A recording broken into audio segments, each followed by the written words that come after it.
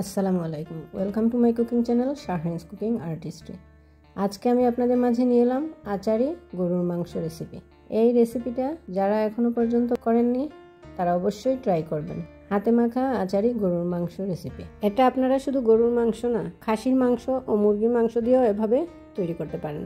তাহলে চলুন ফুল রেসিপিটি দেখা যাক। এখানে আমি 2 কেজি গরুর মাংস ভালো করে ধুয়ে পরিষ্কার করে নিয়েছি। দিয়ে দিলাম 1.5 কাপ পেঁয়াজ কুচি, 2 টেবিল চামচ রসুন বাটা, 2 টেবিল চামচ আদা বাটা, স্বাদ মতো লবণ, হলুদ গুঁড়ো 2 চা চামচ, মরিচ গুঁড়ো 3 চা চামচ, জিরে গুঁড়ো 1 টেবিল চামচ, ধনে গুঁড়ো 1 টেবিল চামচ, দারচিনি এলাচি 5-6 পিস, জয়িত্রী 1 চা চামচ, তেজপাতা 4-5টি, টক দই 3 টেবিল চামচ দিয়ে আমি এটাকে ভালো করে মিক্স করে নেব। খুব ভালো করে মেশাবো, চেপে চেপে মাখাবো যাতে মশলাটা মাংসের ভেতরে গিয়ে ঢুকতে পারে। এই মাংসটা মাখানোর মধ্যেই এটার স্বাদ বেড়ে যাবে। এখানে দিয়ে দিলাম 1 কাপ সরিষার তেল ও 3টে টমেটো। আবারও আমি এটাকে খুব ভালো করে চেপে চেপে মাখাবো।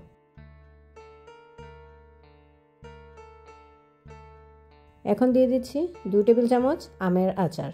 আপনারা চাইলে যে কোনো আচার এখানে ব্যবহার করতে পারেন। এটাকে আমি খুব ভালো করে মিক্স করে নেব এবং চেপে চেপে মাংসটাকে মাখাবো। যত বেশি মাখাবেন মাংসের ভেতর মশলাটা গিয়ে তত বেশি ঢুকবে এবং সুস্বাদু হবে। এখন আমি প্রেসার কুকারের ঢাকনাটা লাগাবো না, উপরে আমি বসিয়ে রেখে দেবো। যতক্ষণ না পর্যন্ত পানি শুকিয়েছে ততক্ষণ পর্যন্ত আমি ঢাকনাটা লাগাবো না, এমনি ঢেকে রাখবো।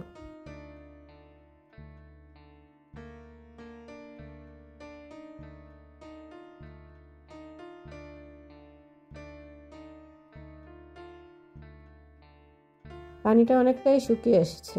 এখন আমি এটাকে কষাবো, অনেকক্ষণ কষাবো। যত বেশি মাংস কষানো হবে এত বেশি তার স্বাদ বৃদ্ধি পাবে।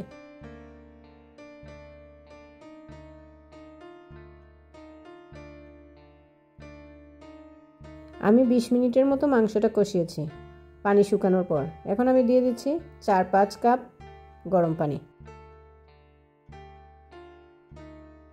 আপনারা চাইলে এর কম বেশি দিতে পারেন, কারণ মাংসের উপর অনেকটা নির্ভর করে কতটা পানি প্রয়োজন।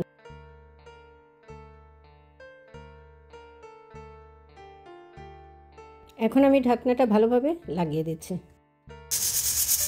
এখানে 10টি হুইসেল আসার পর আমি ঢাকনাটা খুলে দিলাম।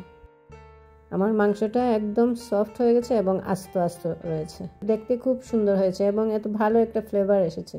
রেসিপিটি আপনাদের কাছে কেমন লেগেছে অবশ্যই কমেন্ট করতে ভুলবেন না প্লিজ। ইউটিউব থেকে যারা দেখছেন তারা একটা লাইক, ফলো, সাবস্ক্রাইব করে আমার সাথে থাকবেন। ফেসবুক থেকে যারা দেখছেন তারা লাইক ও ফলো দিয়ে আমার সাথে থাকবেন। কমেন্ট করতে ভুলবেন না কিন্তু। পরবর্তী রেসিপি দেখার আমন্ত্রণ রইল। এতক্ষণ যারা আমার রেসিপিটি দেখেছেন তাদেরকে অসংখ্য ধন্যবাদ।